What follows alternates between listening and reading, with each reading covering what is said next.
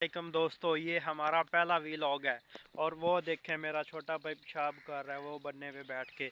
और ये देखें हम पट्ठे वढ़ने के लिए आए हुए हैं। ये हमारे पट्ठे रहे, ये देखें, ये पट्ठे देख रहे हैं आप, ये हम वढ़ने आए हुए हैं। वो सामने मेरा अंकल पट्ठे वाड़ रहा है। और तो ये देखें भाईजान, ये मेरा छोटा भाई ये पट्ठे वाड़ रहा है और मैं मोबाइल चला रहा हूँ। इसको कहा तुम पट्ठे वढ़ो और मैं मोबाइल चलाता हूँ। ये देखो ये पट्ठे हैं हमारे, ये देखें। चल चल भाई वड्डिया पट्ठे, शाबा। मैं उन्हीं दे टिकटॉक चलाना, तू पट्ठे वड, शाबा।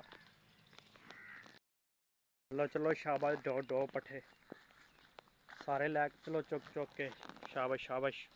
चुक लै चलो गाइस, ये देखो ये पट्ठे लैके जा रहे ने ते आपां आज़ाद हैं भाई, आराम नाल जा रहे हैं। शाबाश शाबाश, चलो चलो।